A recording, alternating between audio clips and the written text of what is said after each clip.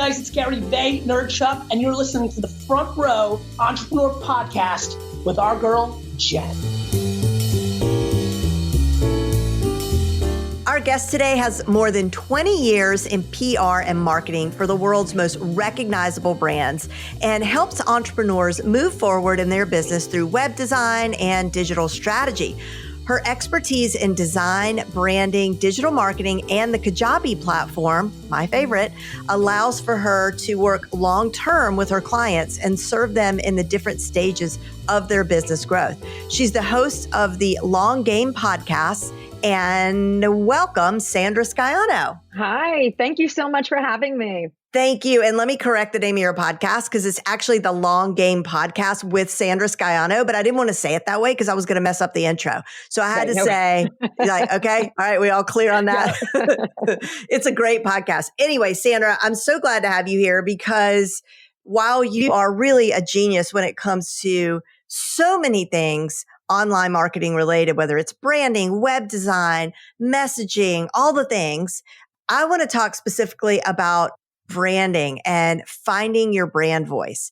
And you kind of have your own special method for helping people find their brand voice. But before you tell us what that method is, first talk about what you mean by brand voice. Sure. Brand voice it's the message that you convey through all the touch points of your brand. You know, we are the messengers of our brand. So it goes beyond colors and logo, even though that's part of it, but it goes into how you reference it on the buttons on your website, how you talk about your brand in your Facebook ads.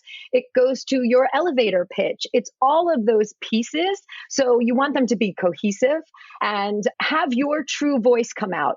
One of the things that we always talk about with this is that your business evolves over time. So at one point, you may have one brand voice that you use, and then you work it and you evolve into something else. So you want to let yourself go into it so that you can really feel it and use it and then let it grow.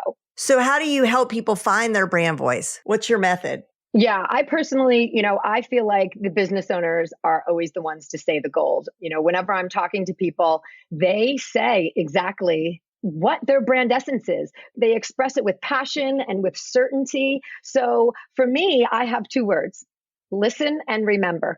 It sounds so simple, and it really is. The process is really about having a conversation and talking about what you do, how you do it, who you serve. Ask yourself all of those questions, but answer them in a stream of consciousness. Like, don't be afraid about what you're going to say. Have a conversation with a good friend over a cup of coffee or a glass of wine. And especially now, this is a great time to do a Zoom of this type of conversation and record yourself. Because I really feel like when you are in a flow and speaking, you say exactly what you mean and what should be said for your brand. And then it's going back and listening to that conversation and pulling those gems out and then creating a system to be able to reference them again. So, I always laugh that, you can say all these amazing things. I spend half my time telling my clients, just reminding them what they've told me before. I am very calculated in taking notes and writing those phrases down as they come out. And then I remind them and they'll say, oh my gosh, that's awesome. I say, hey, you said it. It's your words. It's just I'm remembering them. And that's the really important point, is to be able to dissect what you're saying and pull those points out, but then have them in a place that you can reference them when you're doing your brand writing. So if you're sitting down to write copy for an email campaign, pull out what you've written to remind yourself. Like, I actually create like inspirational notes for the brands that I work with. So it's that process of, I have the conversation, I listen, I pull out from the conversation, and then I create a page that I can always reference. And I know what the core belief is, and I remind myself what that is if I'm writing something. So when you say have the Zoom call and listen and remember, are you saying that the person who's trying to create their brand voice should listen and remember? Yes. Okay. Listen and remember to yourself. And then who do we jump on the Zoom call with? Yeah, you could do it with a good friend or a business friend, or if you don't even have timing wise, it doesn't work out, just sit and talk, but record that piece for yourself so that you can go back and listen to it. That's the important part, is really being able to go back and reference what you said. I mean, for me, I think it's easiest to do with a friend, a good business friend, or even your best friend who knows a little bit about your business and is going to let you and indulge you in free flowing. And hopefully they're going to ask some thought-provoking questions as well. But the type of things you want to speak about are, what do you do? Like, what is it? Say it in the most basic sense. And this is where I think a lot of business owners get stuck, is that they tend to overwrite for themselves. Like, every brand is not an English lit brand. It should not be written that way. You fumble over the words when you're trying to put this perfect sentence together. This exercise is about just letting yourself flow and talking and telling your best friend what you do for your business. I help people do this and I'm really good at it because I do that, and blah, blah, blah. And then that energy comes out and you use those words, and then you start to pull all of that out to reference later on. I like the ba. Like, I like that part. Yeah. All right. But I can just see, like, if I got on a Zoom call with, I'm picturing like my two besties from college, and I would say, like, all right, I want to talk to you about my brand voice. And they would be like, I think they would be clueless. You wouldn't say that. I mean, that's so esoteric, right? You would just be like, I want to tell you about my business. Ask me about what I do. Like, get into a natural conversation. And maybe I'm geeked out on it a bit because I feel like, gosh, that's the easiest thing to do. Sit down and have someone ask you what you do. How do you do it? Why do you do it? Just simple questions even. And then once you start answering, hopefully that flow starts to happen from the other person. But like I said, you could do this on your own. You could just sit and talk about what you do and have it be an unfiltered, not public conversation. The real point here is letting you flow and say all of those pieces that you really do and what you really feel. So what we think is important, what our values are, what our vision is, who we like to work with, specifically we do to move people forward, that kind of stuff? Exactly. The transformation, all of that becomes the foundation for your brand writing. Once you pull those answers out onto a separate sheet, you have them to reference when you are writing these sales pages and different pieces for your business. Like, you start to say, oh, I get who I am, and these are the words I should be using. And of course, people say, Sandra, it's so easy for you. And copywriters, you just zhuzh it up a bit. True, but it's a fine tuning. The essence still starts with what the business owner said about their own business, about their own experience, about why they do this, and how they help people. That whole emotion that comes out of that conversation. And literally my conversations start the same way. Like, okay, tell me about what you do for your business. Just tell me about it. And I don't even ask a question. I just let them roll for 10 minutes. And it's almost like a therapy session in a way, but you just listen and let someone go. So that's the whole point, is getting into that flow piece where you're just talking about what you do. Another thing I've been using a lot lately is the Google voice typing tool. Mm-hmm. So like when I get stumped for a podcast, actually, I'll just turn that on and start talking to my computer. Like, it does a better job than ever now transcribing. Like, have you noticed that? It's gotten so accurate. And don't you think that would be a good thing to, like, if you don't have somebody on the other side of the Zoom call, you could just start just talking to your computer and let the computer take the notes. Yep. And you could put your earbuds in and go for a walk and use your voice memo option on your phone. Like, there's so many different ways to capture this, but it's about just free flowing and getting some of those ideas out. Because what we tend to do is stop ourselves. It doesn't sound right, or I'm not saying it right, but it's being able to pull those things out and then tweak them a little bit, or say, oh, I chose these 3 words. This is something I kept going back to. There's a commonality there.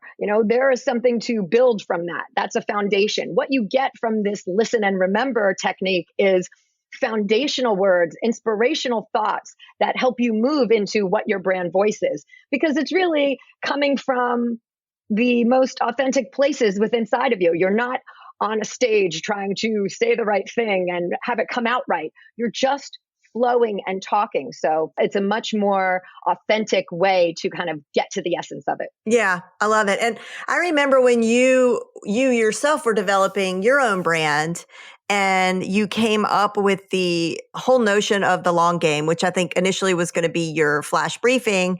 And then it morphed into this phenomenal podcast. You guys have to listen to her podcast. Like, as you can see, like she's got this adorable, cute little raspy Jersey voice, but you can listen to it for a whole 30 minutes to an hour on a weekly basis. And she has great guests on her podcast. So definitely listen to the long game. But when you were coming up with that, I was like, that's so congruent with everything that you believe, about business, that it's a long game. Like, it's not about the quick hits and the fast wins. It's about the long game. So let's sort of segue into that. I want to talk about your long game philosophy.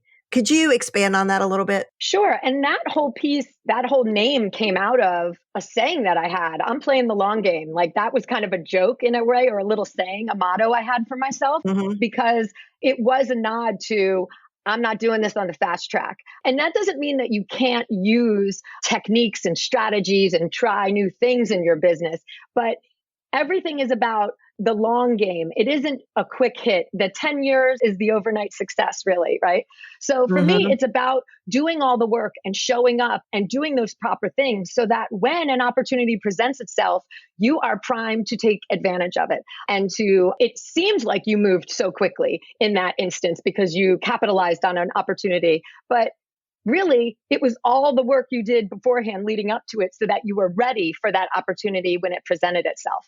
So in long game thinking, we can have these surges, we have these ebbs and flows, but it's also what happens in the downtime and in the quiet time of our business that we're constantly working and moving ourselves forward. So, some of the long game concepts really are around showing up. You've got to show up in all these different ways, which is instrumental into it, because you show up not only physically, if you have to show up at your store or something, but there's that emotional showing up. And it's also about relationships. So you emotionally show up for your customers and your clients and your industry, because your whole business is about relationships, and relationships are a long-term thing. Like, you build relationships over time, so they fit into the long game strategy. So when I started, that was really like my saying. And then everything sort of seemed to fit. Like, once I said that to myself, I was like, that's how I think. Like, that's how I did my business when I was in corporate. It was long game, things didn't always just happen right away. Now that I've been on my own for 10 years, it's the long game. Like, it takes time to build up to everything. And it's a good reminder, because we tend to compare ourselves, our beginning to someone else's middle, or I want what they have kind of thing. But you've got to go through your own steps and your own process in your own time. So the long game is a nod to that, is a whole strategy of, it looks like you arrived at some point, but people didn't see the whole back end of what was going on. Yeah. And I don't know if it's implied in that message, but it's definitely, I see in your work, in that when people, maybe it would be like the long game and the big picture, because I feel like you're a real big picture person. And when somebody works with you, what I have seen in the way that you work with your clients is, they might sign on with you for a web page, but my God, they don't even know what they're in for, because they're going to get so much more, because you really understand that it's about the big picture. So, you feel like you need to know their brand voice before you do their web design. And if you do their web design, and of course they're interested, then you're able to help them with their digital strategy based on what their brand voice is and what you created in their website. And you really stick with them for a lot of your clients through the whole journey, which is so rare. I think so many people are like, let's just churn through as many people and clients as we can.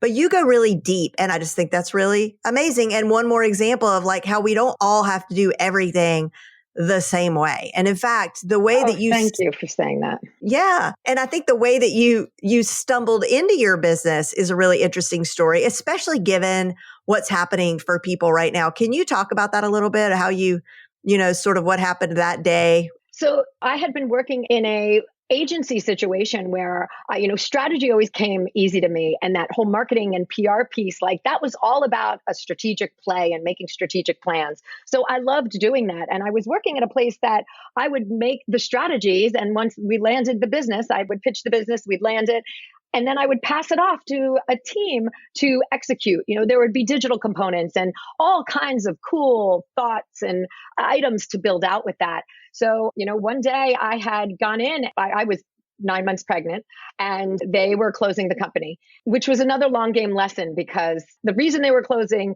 was them not having their ducks in a row in terms of paperwork. So always have the contract signed. So they had gone forward, things happened.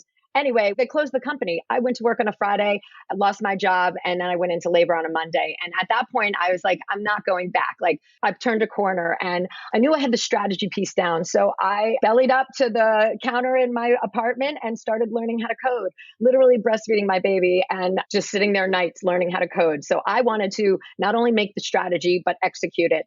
And that's something like I started learning, but not only coding, then I learned everything about the technical aspects of digital marketing and how to grow a business as an entrepreneur. So that really came together for me. And I started out even with one idea. I mean, this goes to show how you can have one idea and then people start asking you to do something else. I just followed that, like I followed those requests. And that's how I'm in my business that I am right now. But I think what you brought up is really interesting in terms of you don't have to do it like everyone else does. And that is the biggest piece about brand voice. And also in the long game, like do it the way you want to and how it feels right. And it'll be the most successful to you. And you won't have to worry about not liking it anymore. Like it just comes natural. And that's really one of the biggest pieces of inspiration in brand voice is like, be yourself ultimately. But why is that so hard for people? Why is it so hard for people to just do that? I mean, the number one thing I see, and I say this, is that it's the people pleasers. Like I find the people pleasers have the hardest time. The people who are, everyone is my client. Everyone is my potential audience. They go wide. And it's not saying that you have to completely niche down, but you really have to know who your audience is and who you're talking to. And you have to have a specific idea of that and a specific avatar that you've created, a person that you have molded in your mind who is your ideal client. And then when you start talking to them and also listening to them, what words are they saying? How are they describing their problem? What kind of solution do they think they need? And now you're able to start using those words and applying to be able to solve that. And then that makes the natural progression of them being attracted to you. So people think that they're actually closing off by niching down a bit, but they're actually opening up because they're really getting specific and being able to talk to and have a relationship with that audience and that customer. And that goes back to the long game idea of our businesses relationships. Like I'm a person who in my business, I'm not the biggest list builder, but I've done it in my own way. And that's okay because I'm really relationship focused and that's really worked for me. So think about your own approach to things. So I feel like people get tripped up on number one, who their audience is and not really refining that message. I talk to these people and I talk to those people. Like that can be, but the message has to come from one to start. And then you can expand and go from there. And I think some of the other pieces are, they're stuck on the voice in their own head. I don't say it right. Like literally, I am saying your words back to you, client, and you love it. Like it's the same. I literally just took a quote that you said and said it back to you. So I think some of that is voice in your head stuff too, where it doesn't sound right to them until it's kind of processed a bit and broken down. So when they do see it, that's why creating that list to remember works so well because it isn't fleeting anymore. You are able to look at it. If it doesn't sound right to you, twist the words around a little bit, work it a little bit. You can twist some of that to fit what sounds right to you. But I feel like some of it is, I'm not a good writer. And that's why in this day and age, it doesn't have to be writing. Like we talked about recording your ideas. We talked about dictating them into the Google Voice. We talked about making a video of them. Like just get the ideas out. It doesn't have to be the writing. And I hear that a lot. Like, I'm not a good writer. You say it so much better, all of those things. So I think some of that is hurdles that we have to get over for ourselves as well. Like, we are the best advocate and the best messenger for our business. I've never met a business owner who wasn't like the best messenger. That's important. That is so true. And, but I want to go back to the avatar thing because I've developed some strong opinions around that. And I agree with you 100%. Our job is so much easier if you know who your person is, who your people are. Like, your job is infinitely better. You will move so much faster. It will be like a hot knife through butter. When you know who you're speaking to, then suddenly like everything becomes easier. However, there are some of us who do start wide and we cast that wide net. I'm raising my hand over here because that was me. It's not that I wanted to start that way. And I think there's a lot of listeners who might be in this boat. It's just, what you do really can help everybody. Like, I was a marketing strategist at that time and I was doing consulting and messing around with creating my first course. And I'm like, well, everybody could use this course. Who can't use this course? Like, I'm going to teach you how to market. Everybody needs to know how to market. And then I remember also in B school, I noticed that, and this isn't just B school, this is sort of like all the courses. They tell you to create your avatar. And then everybody goes into the Facebook group and they're like, my avatar is a 35-year-old woman who loves yoga and coffee and hates laundry. She has 2 kids. And guess what? Guess who their avatar is? They're her. Like, we create the avatar of ourselves because we don't really know who our person is. So the only thing we can do is create through our own lens, which is also fine. But I felt like that wasn't really helping me. But to your point, what did help, and I wish I would have done it so much sooner, is it was like, okay, I did jump on the phone with some people who I thought were my people. And I asked a few questions, but also once I had my first paying client, I started just speaking to that person. Correct. And just imagining her. And guess what? She's remained my person. Now that I do have a big list and the rest of my list looks exactly like her. So it's really amazing. It just took me a lot longer to get there. I was marketing to everyone and feeling really badly about it just because I kept hearing, niche down. You got to niche down. And I know what that means is that when we are speaking to everyone, you're speaking to no one. And that I know is true, but it's not so easy. And I wish I would have had these exercises that you're talking about. That would have made it a lot easier as well. You hit on a point, though, that we had discussed on it's a process. Like, sure, everyone has a starting point. We don't know all of these things. So you have to go in a direction. You can't just stand at the fork of the road forever, or you're not having forward motion. So you do have to see what works and try things. And I always say to my clients, you have to work your business. You have to work in your business. You cannot think you're a business. That doesn't work, because a lot of what we do is we think our businesses, I think my client would like this. I'm going to make this course and I'm going to sell it. And it doesn't work because you haven't worked with clients who told you what their problem is. And you've discovered that you've molded your solution to that. And now you know your person. So a lot of that is exactly what you said, going out and getting that client. And sure, in the beginning, you just need to have a point of view and go. But that evolves over time. And that's the long game, right? Like, we don't know who our customer, we're very lucky if we know who our exact customer is the first year of business, but you work it and then you start to see more of who, I feel like there's pockets and sub pockets. I know who my customer is, but then there's also pockets within my customer that I'm like, oh, they're not really the customer for me.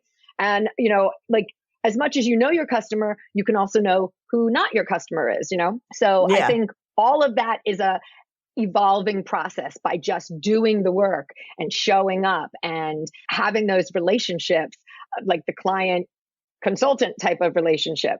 Yeah. And it's funny. And I never started off saying I help women, right? I mean, I know a lot of people do that, but I was like, again, my marketing can help men or women. Why am I going to just focus on women? But what's very interesting is that even when I don't target women, and if I were to do a Facebook ad and let's say it's a live stream and I run that out to men and women, and then I do all the rest of my, filtering and narrowing, it's always going to be that 90% of the people who watch or click, they're always women. So it's just interesting that sometimes it happens that way. And that's, you've come to a place now that's very natural. So you're naturally speaking, naturally putting your branding out. So I think that makes sense that that happens, because now it's just, you've gotten to a point where it just flows for you. It works. You're not uncertain about it. Right. I'm uncertain about a lot of other things, but but we won't go there. That part I know. And I just think, as we round out the time together, I do hope that what's loud and clear to anybody right now who is just starting out is that your brand voice is going to evolve. And even after you're even way down the road, it's always evolving. You hope it is, right? Because we're evolving as human beings. Completely. And your experience and what you're drawn to and the experience you have in your business. Maybe you learn some new skills, move into other markets, get around other people who inspire you. So all of that works on us, not just what we're thinking and our own ideas. So is it your belief that we don't need to hire copywriters, or when is it the right time to hire a copywriter? I mean, you definitely don't want to write, get some copywriters in there, but I think it takes time for a copywriter to get your voice right. The more that you know who you are and what you say and how you say it, that's making the job easier for the copywriter. So I think that definitely you can hire those type of professionals. Again, I had to get over my own hump of, my mother was a journalist and the proper writing that I was instilled in me. And now I'm like, oh, I'm not saying it that way. I'm just whipping the pen all over the place. And however I say it, my client is appreciative that I'm speaking like that. I've come so into my own about it that now I'm free. So I think you can hire someone to help you, because obviously we need to facilitate all these things for our business. But that essence and knowing what you're going to be presenting them is so important. Yeah. It helps their job. Yeah, right. And I think, there are mechanics, when you're writing a sales page, when you're writing a sales email, there's a framework. There are many frameworks. There's not just one, but there is a lot to be learned in terms of being strategic and setting things up in the right way. But because I always felt like I had to have a copywriter, and in my early launches, I did. It's very expensive if you hire a good copywriter. But I think just learning some basic things, some basic understanding of getting rid of all the filler words, writing like you talk, don't have big chunks of words on the page.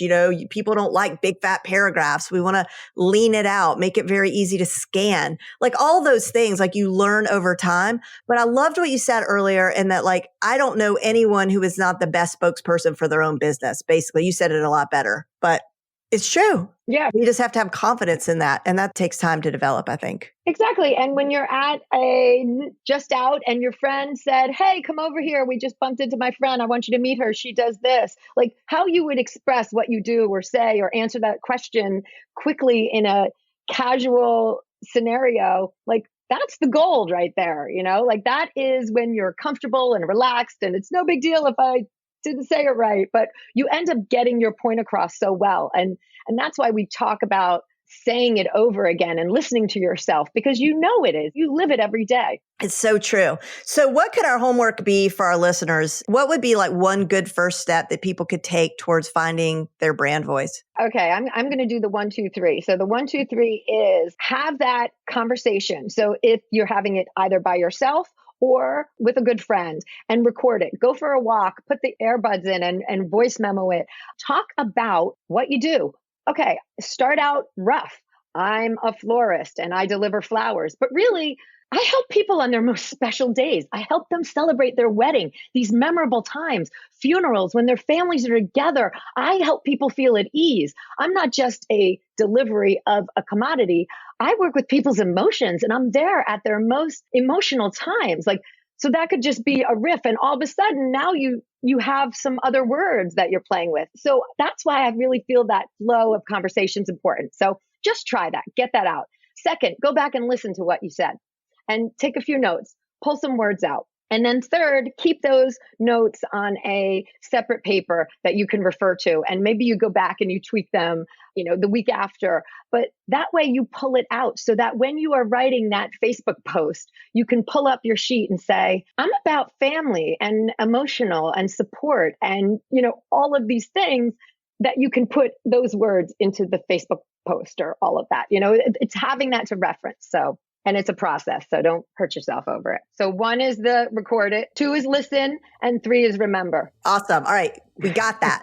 You guys do that. And if you want to get more of Sandra, remember that she's got this weekly podcast. It's called The Long Game with Sandra Scaiano, but all you have to do to subscribe is go to sandrasky.com/podcast. Sandra, thank you so much for being with us today. I loved this conversation. Thank you. Thank you so much for having me.